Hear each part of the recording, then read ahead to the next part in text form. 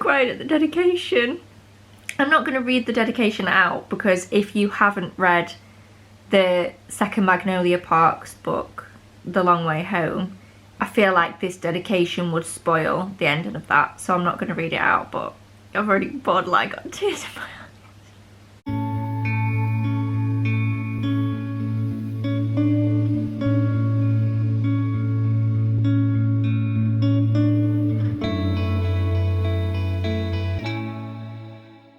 Love the vibes of these books. If you don't know, and this is not a spoiler anyway, like it's not important to the story at all, Magnolia's like, they're all very like high class, but Magnolia's really into fashion, so she always talks about like Vogue and different fashion brands and stuff, and it just adds like, I don't know, just like a nice vibe to the book.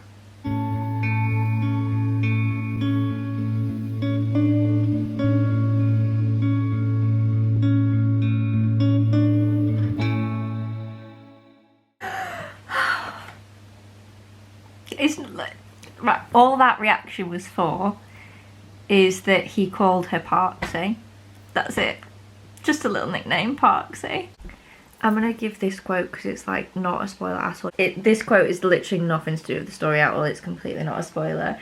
But someone asks Magnolia a question of why she doesn't like the word mate, and someone asks Magnolia why she doesn't like the word mate, and she just replies, because I'm not poor. Again, this is completely not a spoiler to the plot. It's just a flashback. And BJ suggested like years and years ago that they go camping. And Magnolia replies, this just sounds like something a poor person might suggest.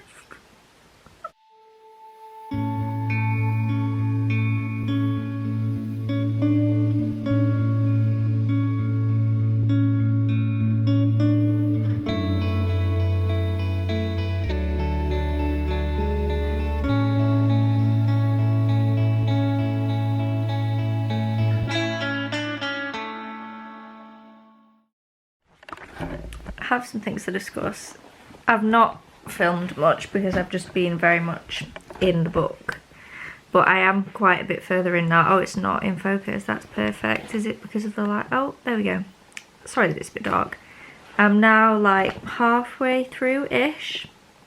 Page 290 I'm on. And I've got a few things to discuss. I've wrote them down in my notes because I didn't like... I've been sat like with my boyfriend reading, so I don't want to like sit and talk and interrupt him, but he's popped off, so I can talk about my actual feelings now. I just didn't want to like even put the book down to go upstairs to film because I'm just enjoying it so much. So obviously this is the non-spoiler bit, so I'm just going to talk about my non-spoiler thoughts now, and then I'm going to film a clip after this to put in the spoiler section as well. So as with all Magnolia Parks books, I literally feel like it's me. And I know a lot of people, when they read books, imagine themselves as the main character. And I never usually do, and I'm not with this. Like, I'm seeing it as Magnolia. But I feel like I have the same emotions of her. Like, whenever she feels something, I feel it. I just feel so connected to the characters and to the story and everything, which I don't always get. Like, even when I enjoy books, I don't always connect in that kind of way. A lot of the time I can really enjoy a book, but I'm seeing it from like an outsider's point of view, whereas with this I just feel so in it, if that makes sense. And that's just something I love so much about this series. It's so easy to get sucked into it because you just feel like you are living these things along with them, and like the pacing of the book just feels so realistic. Like, obviously I won't give any specific examples, but when like something's unfolding and Magnolia's emotions are going like up and down and speeding up and slowing, like mine do the exact same. And I think it takes a lot for a book to really make me do that all the way throughout. I am quite an emotional person, so even in books that aren't like 5 stars, I will often feel something at some point. But with this, it's just all the time. Like, there's not one page of this where I don't care or that I don't feel something, whether it be happiness or sadness or whatever. And oh, I just love it. I love it so much. And also, something I really like that again makes you feel so much more involved is that every now and again they'll like address the reader. So BJ or Magnolia will be like, oh, I thought I told you about that, didn't I? Like, to the reader, not to each other when they're in there in a monologue.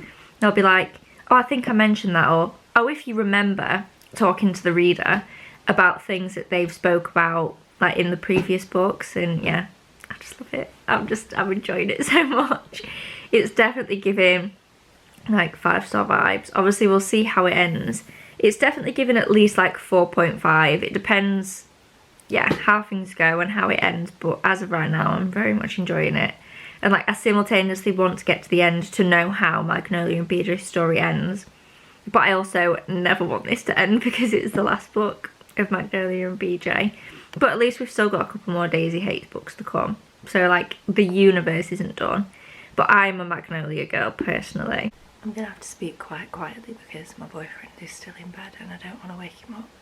But we are now on the home straight. I've got about 100-ish pages left, when obviously the book is this big, so that's not that much to have left. And I'm just loving it so much. This is definitely my favourite of the whole series so far. I've always loved the Magnolia books in particular. I'm not a massive fan of the Daisy Hates books, but both stories are coming together really nicely in this one. Obviously we're not getting much about, like, Daisy and the characters from her book. We're not getting their backstory of what's going on, but the stories are just weaving together a lot nicer. That's kind of my problem earlier in the series, was that I only really wanted to read about Magnolia and BJ because I just cared about them more. So when I got to the Daisy Hates books, it felt very separate, even though it wasn't. It just felt really separate, whereas this one, it feels like everything is just kind of coming together nicely, even though obviously this isn't the end of the series. We've got another, I think, if we got 2 more Daisy Hates books, I think I saw that somewhere. So yeah, we're coming to the end of this now. I might end up finishing it today. I'm busy all day, so I'm not going to be able to read much during the day, but I'm going to try and sit down this evening and maybe finish this. It's like, I've taken it quite slow. I didn't want to rush it too much. It's now the 20th, so it's been out like a week, and I didn't want to rush through it too much with it being the last Magnolia and BJ book. But yeah, I'm loving it so much. So I'll pop back in when I've read more, and when I've got something to say. I might not pop back in now until I've finished it. Well, it just depends if I've got anything to actually say. I'm done. I finished last night. Obviously this is the spoiler-free section, so I'm going to close this out before I talk about spoilers. I'll give a very clear warning, so nothing I'm about to say is spoilers at all. I cried for the last 50 pages or so straight, a combination of happy and sad tears, which I think sums up this book very well. Obviously, if you read the rest of the series, don't worry if you haven't, I won't spoil anything, but I think even if you haven't read it, you know that it's a very emotion-packed series. Their relationship is very tumultuous, you know that straight away going into it, right at the beginning of the first book. So this one was interesting in that there's still those same feelings and there's still conflicts in this book, but it also does feel a bit different to the other ones. It's not the same kind of going around and around in circles trying to figure everything out. This book feels like there's definitely been character growth and they definitely have grown up a bit, but it still feels like Magnolia Parks, which was a very big necessity to me. I didn't want this to be too easy breezy and happy. I definitely wanted it to be happy. I was very scared going into this that I was going to be heartbroken all the time, and it is a very heartbreaking book. If you've read Into the Dark, you will know why this is a heartbreaking book, and it is, but there's definitely happy moments and happy threads throughout it as well. So I really enjoyed the process of reading this. I think I mentioned earlier that this series is one of the only ones that really takes me on an emotional journey with the characters, and I just constantly feel what they feel, and especially in this one, being in Magnolia's head when she is going through many difficult things in her life, just being in her head felt so real. And I've not gone through everything that Magnolia has gone through. I relate in a lot of ways but also don't in a lot of ways, so I can't comment on the accuracy of how everything was portrayed, but in terms of just what it felt like to be in her head, it felt very real and very raw, and I just loved it. I love this book so much. I gave it 5 stars.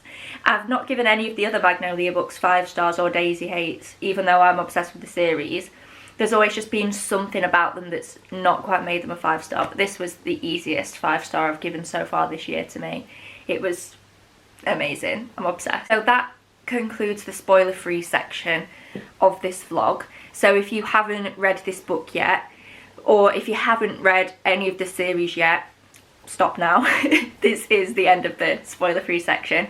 If you are clicking off now, thank you so much for watching. I hope you enjoyed this video. If you did, please give it a thumbs up down below. Subscribe if you haven't already, and I will see you in my next video. Those of you sticking around for the spoilers, before I talk now, I'm just going to pop in a few clips that I took whilst I was filming, a few quotes, a few like just thoughts and reactions that I was having. So I'm going to pop those in now, and then I will carry on talking after them about kind of my final spoilery thoughts.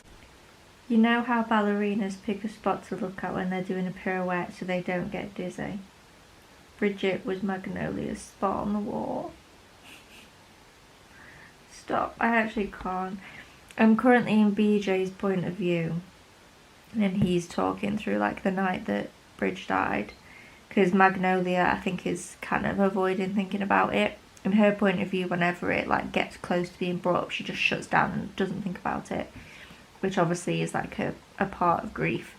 So we're seeing the night that it happened, and then with the hospital and stuff in BJ's point of view, and it's just, this is so sad. Like, this is literally so heartbreaking. Hello, spoiler section. I'm concerned. Let me just read you the bit that I'm at. Except even that was a lie. I am lying to her actively. Every day at the minute. Everything's fucked. You have no idea. So, what? I don't like that. No. Either I'm missing something and I should know what he's talking about, or BJ's just letting us know that he's lying to Magnolia, but he's not telling us what about. Hate that. Hate it. I should have known better. Like, I really should have known better than to think that the romance in this book was going to be a smooth ride and the sad bit was going to be like the bridge, obviously the bridge situation.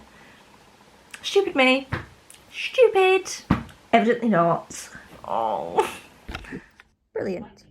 Just absolutely brilliant. I'm filming this clip on my phone because I'm not at home and I don't have my camera, but it's actually breaking my heart that obviously Magnolia's already going through so much. Like, this book is obviously very much about grief. This is in the spoiler section, so hopefully you've read the book if you're watching this bit. But like, we're seeing her like eating disorder starting to come back out. It's just so sad. Really, really sad. I just feel so sorry for her. And it was mentioned earlier as well that she's been diagnosed with ADHD, which I never really like thought about her having ADHD in the other books. I don't know if it was ever mentioned, I can't remember. But like, it makes sense now that we're told that she's been diagnosed with it. I'm currently on page 122 at the minute. And they're out for BJ's mum's birthday. And he's like talking again about Magnolia's eating disorder and saying that like now she looks noticeably thin, and it's just so sad.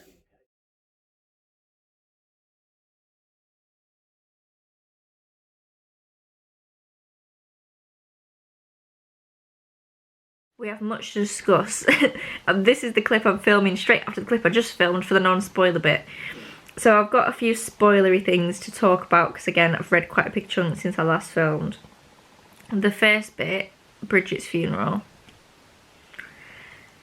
I kind of thought towards the end of that chapter, or like towards the end of that scene, that Magnolia wasn't going to get up and speak, and then she did, and oh my god, I could cry just thinking about it. The speech was so Magnolia and Bridget. Like, it was just so them and just so Magnolia. And the painting. The fact that she put the painting over there and was like, Bridge would have hated it, and that's why I'm doing it. It's just, oh god. The whole thing about grief, obviously, if you've watched this, you've probably read the book. So you know that grief is very, very prevalent in this book, but it gets me every time. And when Magnolia speaks to Bridget, it's just, oh god. I could cry. Every time she just mentions or thinks of or speaks to Bridge, like, it just makes me want to cry. It's just so emotional. Something that I do quite like that keeps happening is that Magnolia is still very distrustful of BJ. There's like obviously quite a lot of occasions where he tells a little bit of a white lie and she's like, he's cheating on me. And I completely get why people would find that annoying at this point. We're on the 3rd Magnolia and BJ book. I get why people just want them to put the whole cheating thing to bed. But I like it because it feels very realistic. The fact that she is jumping to conclusions and she's trying very hard to trust him, but every now and again something happens and she just goes from 0 to 100. I feel like it's very realistic, and I'm glad that Jessa Hastings hasn't just made Magnolia kind of a pushover, in the sense that obviously she got back with BJ, but I'm glad she's not made her a pushover in the sense that she's just forgotten it all and it's all magically fine. Like, I like that it isn't, because I think if it was all magically fine, it wouldn't be Magnolia and BJ. Like, I don't read these books because I want a picture perfect relationship. I read these books because it's messy, and that's the point. Let me pause my video.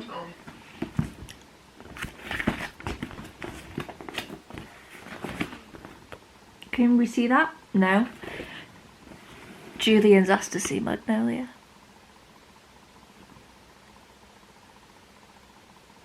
I don't know how to feel. I don't know what to do. Oh, golly gosh, I was about to stop reading and go and get a bath, but I can't bloody well do that now, can I? In another life, I nod and offer him a weak smile. I'll meet you there.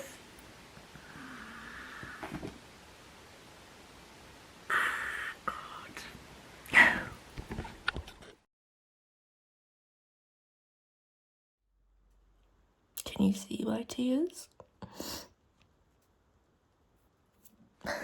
So now that you've seen my reactions as I was actually reading, there's just a few things I want to kind of talk about spoiler wise. So I just love the portrayal of grief in this. I like that both the grief and the cheating, why did I say cheating? Really weird.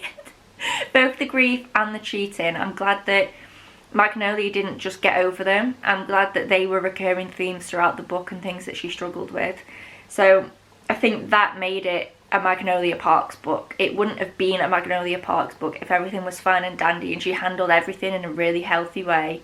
It wouldn't have been her, and it wouldn't have been this series. So I'm really quite glad that we had those themes running throughout the book and that she had those struggles, as with her eating disorder as well. I'm glad that that was kind of addressed and brought up, and we got to see how she deals with that, because I think has it either been mentioned or hinted at in the other books? I can't quite remember. I think it has, and I'm glad that we got to see a little bit more of that in this book as well. So yeah, very much enjoyed. But yeah, thank you so much for watching this video. Please give it a thumbs up down below if you did enjoy, subscribe if you haven't already, and I will see you in my next one. Bye.